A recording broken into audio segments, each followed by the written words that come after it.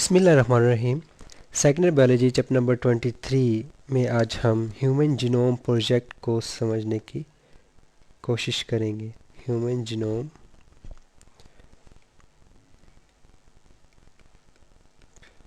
Project. नाम से ही ज़ाहिर है कि इसके अंदर हम बेसिकली ह्यूमन के जीनोम को की मैपिंग करना चाह रहे हैं। ठीक है, यानी अगर हम इसके ओवरऑल अगर हम ऑब्जेक्टिव निकालें, दो ऑब्जेक्टिव थे इसके। एक तो हम चाहते थे कि हम ह्यूमन जीनोम की मैपिंग करें।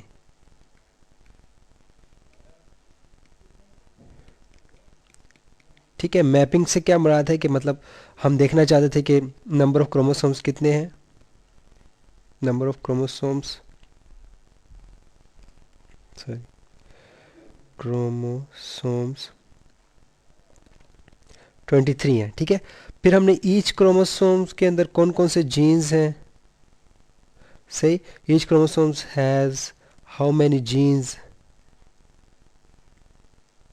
ठीक है, इससे आप क्या कहते हैं, ह्यूमन जीनोम मैपिंग कहेंगे। यानी आपने जीनोम के अंदर क्रोमोसोम्स देखे, फिर उन क्रोमोसोम्स की देखा उसके अंदर कितने जीन्स हैं और वो जीन्स किस किस फंक्शन को कंट्रोल कर रहे हैं। ठीक है, ये ह्यूमन जीनोम मैपिंग है। दूसरा, to construct a base sequence map. Base sequence map of human DNA. ठीक है, कि बेस सीक्वेंस मैप निकाले। मतलब आपको ये तो आइडिया होगा, मतलब ये आपके सामने एक सेल है, सेल के अंदर ये क्रोमोसोम्स हैं। फिर हम एक क्रोमोसोम्स लेते हैं, क्रोमोसोम्स को हमने देखा उसके अंदर ये डीएनए है, और डीएनए के अंदर यहाँ पे ये देखें तो आपको यहाँ पे न्यूक्लियोटाइड्स मिलेंगे, यानी आप बेस पेयर कहते हो। These are base pairs. तो ह्यूमंस के अंदर ऑलमोस्ट जो सा है वो 2 बिलियंस या बल्कि 3 बिलियंस जो है ना, 3 बिलियन ऑफ बेस पेयर्स मौजूद हैं ह्यूमन जीनोम के अंदर।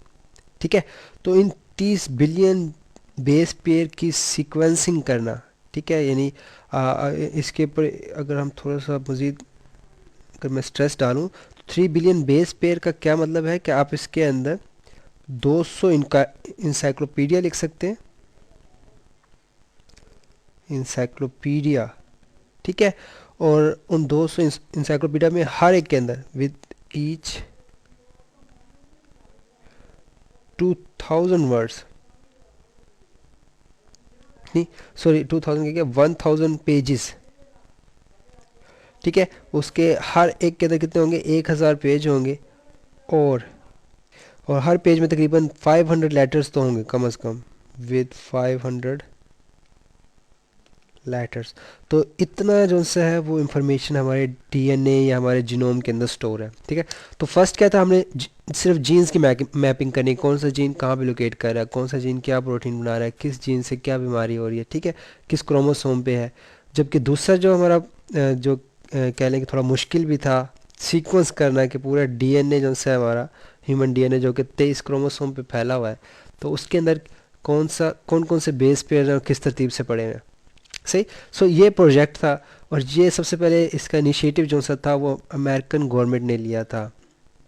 ठीक है, ये राउंड अबाउट 1999 में या 2000 में स्टार्ट हुआ था, और अब ये कंप्लीट हो चुका है। ठीक है, यानी इसके अंदर ह्यूमन जीनोम मैपिंग भी हो चुकी है और बेस पेयर सीक्वेंस भी मार्केट में अब आ चुका है, यानी इसके आपको फाइल्स मिल जाएंगी। अब हम देखते हैं कि यानी ये हुआ किस तरह, और मतलब इसका करने का फ़ायदा क्या है। 1999 के अंदर, ठीक है, इन 1999 जो सबसे छोटा chromosome that is 22, chromosome number 22 उसको एनालाइज किया गया था। ठीक है, जो सबसे छोटा क्रोमोसोम स्मॉलेस्ट क्रोमोसोम है, तो उसका हमने कह लें कि जीनोम मैपिंग भी की।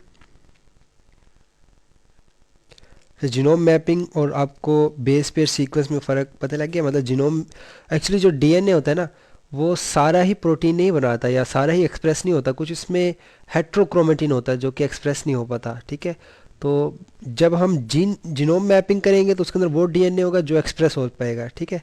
और जब हम बेस पेयर सीक्वेंसिंग करेंगे तो उसके अंदर वो डीएनए भी होगा जो कि एक्सप्रेस नहीं हो रहा है, जिसकी प्रोटीन्स नहीं बन रही, सही। सो क्रोमोसोम नंबर 22 की जीनोम मैपिंग की उसकी बेस पेयर सीक्वेंसिंग की। तो उसके बाद साइंटिस्ट को ये आइडिया मिला, ठीक है, दे गेट द आइडिया कि जो ह्यूमन जीनोम है ये पॉसिबल है, ह्यूमन जीनोम इज़ पॉसिबल। फिर उन्होंने हर क्रोमोसोम को स्टडी करना शुरू किया, यानी सबसे पहले उन्होंने सिर्फ क्रोमोसोम नंबर 22 पे उन्होंने अपना अंदाज़ा लगाया कि अगर इसकी सीक्वेंसिंग हो सकती है तो हम बकाया क्रोमोसोम्स भी कर सकते हैं, ठीक है। फिर आहिस्ता आहिस्ता 2001 तक, यानी 1999 के अंदर शुरू हुआ, 2001 के अंदर यानी जो सारी सीक्वेंसिंग थी, कह लें कि ह्यूमन जीनोम मैपिंग जो सी थी वो लॉन्च हो गया था, ठीक है। और फिर उसके बहुत ब्रिलियंट आउटकम्स आना शुरू हुए, ठीक है। फिर इसलिए उसके ऊपर काफ़ी रिसर्च होती रही और हो भी रही है, आज आज आज तक हो रही है। अच्छा, एक एग्जांपल देता, मतलब जीनोम का क्या फ़ायदा, what is the benefit of genome. So genome basically it's a library of, कह लें कि लाइब्रेरी ऑफ ह्यूमन डीएनए है, ठीक है जी, library of human DNA. So library में से क्या होता है कि आपको कोई किताब चाहिए, आप किधर जाएंगे, लाइब्रेरी में जाएंगे। तो इसलिए इसलिए जितनी भी डिजीज़ हैं, ठीक है, ह्यूमन के अंदर जेनेटिक डिजीज़ हैं या फिर कैंसर है, उनके पीछे जेनेटिक काजेज़ जो सी है वो आप इजीली फाइंड कर सकोगे, ठीक है। मतलब अगर आपको पता चला जी कि सिकल सेल एनीमिया है, ठीक है, वो म्यूटेशन की वजह से है, किस जगह म्यूटेशन हो रही है, आप वहाँ पे जाएंगे, वहाँ पे अगर जीन थेरापी करेंगे और उसकी ट्रीटमेंट स्टार्ट हो जाएगी, सी। तो इस तरह लाइब्रेरी बन गई। अब बात का तो ये होता है कुछ एक्सपेरिमेंट्स होते हैं, वहाँ पे हमें इस लाइब्रेरी से अपने जीन्स निकाल सकते हैं, जीन ऑफ इंटरेस्ट निकाल सकते हैं, क्योंकि ये अब ऑनलाइन मौजूद है, ठीक है। आप उसमें से अपना जो जीन ऑफ उसके आप कोड देख सकते हो कि उसका कोड क्या है, फिर उसे आप डेवलप भी करवा सकते हो। इसी तरह की एक एग्जांपल आपकी बुक में दी हुई है, एक छोटी सी एग्जांपल है, वो है RFLPs, ठीक है। इसे हम कहते हैं रिस्ट्रिक्शन फ्रेगमेंट लेंथ पॉलीमॉर्फिज्म, ठीक है। ये वैसे काफ़ी कॉम्प्लिकेटेड सा प्रोसेस है, लेकिन मैं आपको समझाने की कोशिश करता हूँ। मसलन आपके पास एक डिश है, मतलब एक कल्चर प्लेट कह लें, इसके अंदर आप ह्यूमन जीनोम रखते हो, क्या रखते हो, ह्यूमन जीनोम इसके अंदर आप डाल देते हो, ठीक है। सो ह्यूमन जीनोम इसके अंदर आ गया, सही, ये ह्यूमन जीनोम पड़ा हुआ है। फिर इसके अंदर आप डालते हो इंडोन्यूक्लियसिस, इंडो न्यूक्लियसिस। जब इंडोन्यूक्लियसिस डाल देते हैं तो क्या होगा, जो इंडोन्यूक्लियसिस जिसे हमने मॉलिक्यूलर सीजर्स भी कहा था, जिन्होंने डीएनए को तोड़ना होता है, ठीक है, तो वो डीएनए को रैंडमली जाके तोड़ेंगे, ठीक है। इंडोन्यूक्लियसिस ब्रेक डीएनए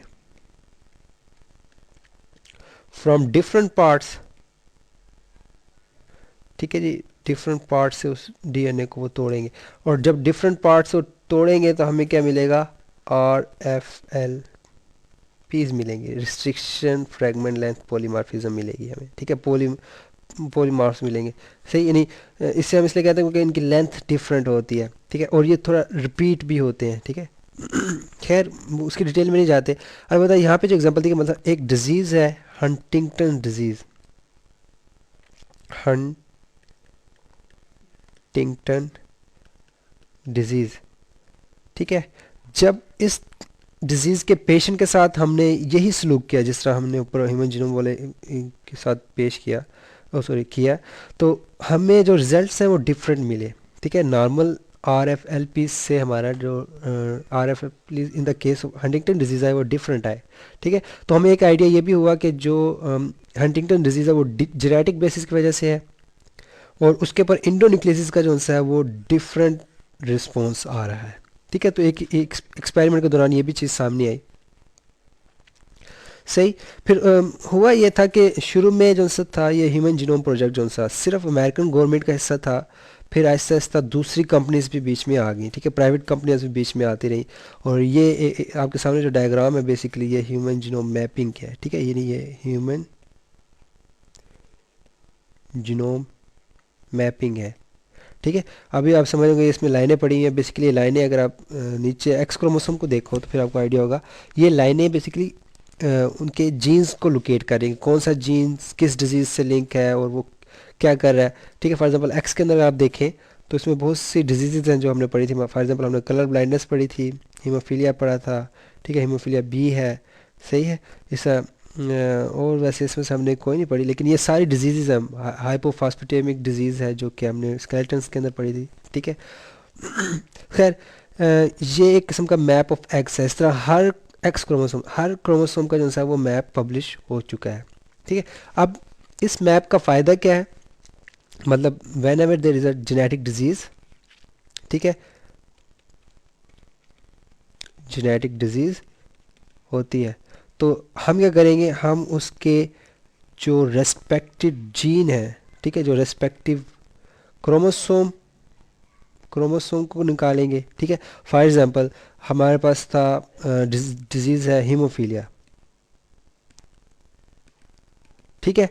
हीमोफीलिया के लिए हमने रिस्पेक्टिव क्रोमोसोम निकालेंगे, कौन सा, ये बनेगा 23rd, ठीक है, 23rd, यानी जो कि एक्स वाई क्रोमोसोम है उसके अंदर भी सिर्फ एक्स जोन सा है, उसके अंदर ये कह लें कि हीमोफीलिया की डिजीज़ मौजूद होती है, ठीक है। इसे 45th कह लें, वैसे अगर डबल करेंगे तो 45th हो जाएगा।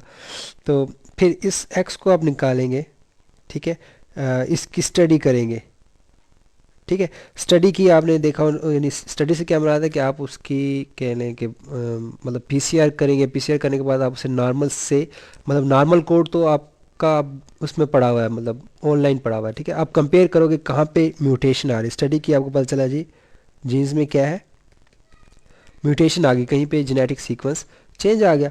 अब म्यूटेशन आ गई तो आप उसको फिर रिकवर यानी ठीक करने की कोशिश करोगे। ठीक किस तरह करोगे, आप उसे जीन थेरापी की तरफ ले जाओगे, ठीक है। आप पेशेंट को रिकमेंड करोगे कि आप क्या करवाओ, जीन थेरापी। फिर जीन थेरापी में क्या होगा, जीन थेरापी टेक्निक में क्या होता है कि हम जो यानी नॉर्मल जीन है,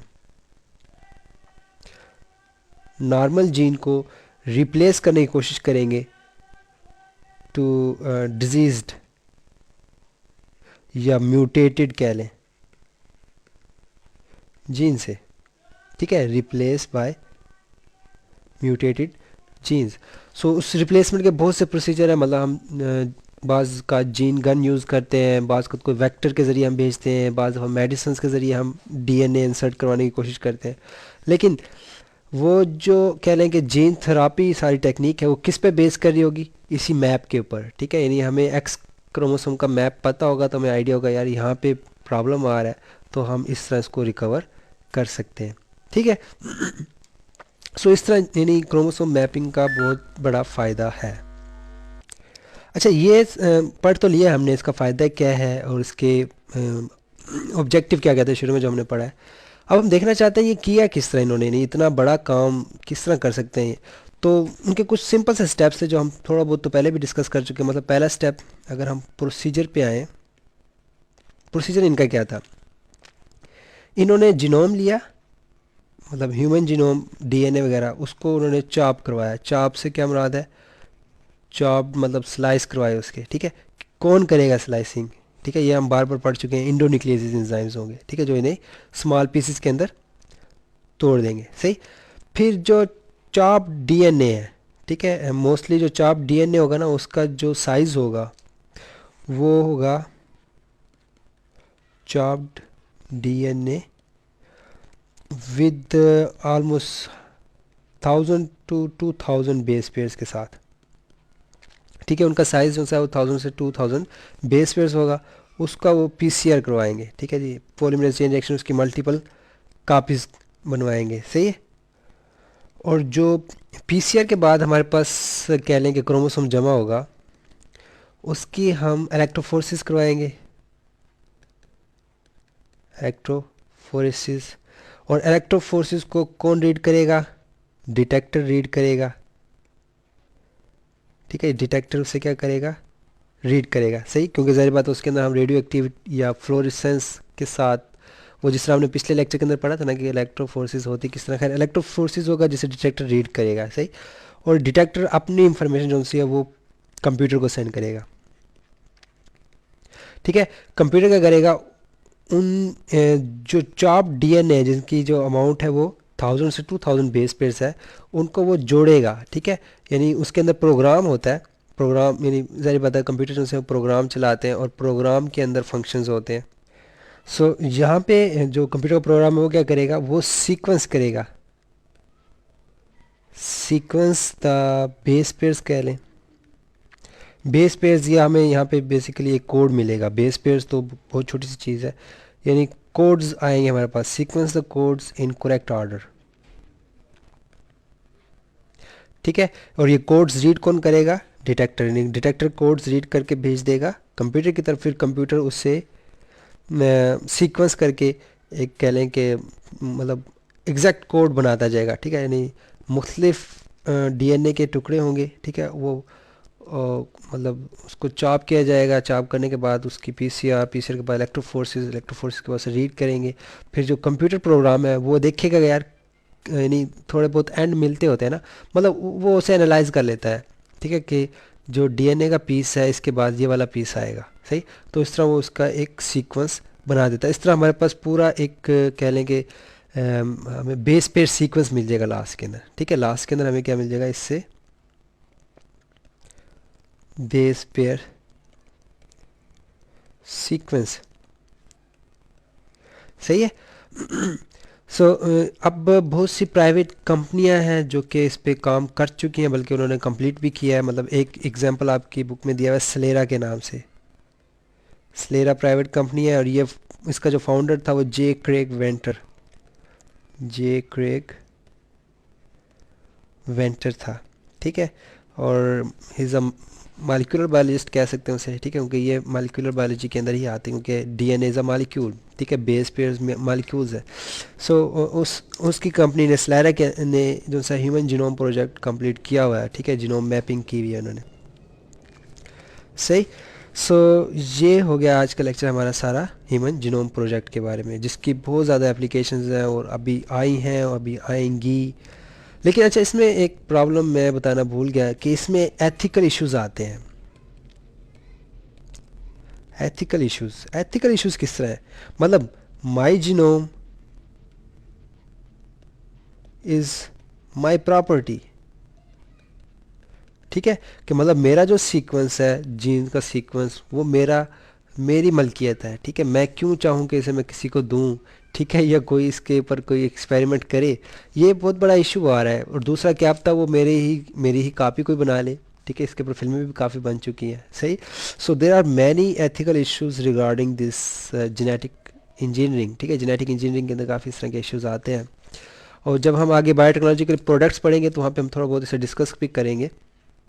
लेकिन एनी हाउ अभी तक एनिमल्स पे, प्लांट्स पे, बैक्टीरिया पे, इस पे बहुत काम हो चुका है, ठीक है, क्लोनिंग हो चुकी है, फिर उसके अंदर हम यानी ट्रांसजेनिक बैक्टीरिया हमने बनाए थे और फिर उससे हमने प्रोडक्ट निकालेंगे, आगे भी बात करेंगे हम इसके बारे में। सो अलबत्ता इस फील्ड में सबसे बड़ा इशू जो है वो एथिकल इश्यूज आते हैं कि हमारा जो दीन है, मज़हब, या कह लें कि हमारे जो रस्म रवायात हैं वो इस चीज़ की इजाज़त नहीं देते, या हमारी सोच इस चीज़ की इजाज़त नहीं देती कि हम अपना जीन किसी भी सूरत किसी को दें, ठीक है, कि वो उसका इस्तेमाल करे। बेशक वो अच्छे काम के लिए करे, लेकिन ये थोड़ा सा इशू बन जाता है इस चीज़ पे, सही। सो चलें, ये ह्यूमन जीनोम प्रोजेक्ट हो गया। अगले लेक्चर के अंदर हम बायोटेक्नोलॉजी के प्रोडक्ट्स के बारे में बात करेंगे, like transgenic bacteria, transgenic animals वगैरह।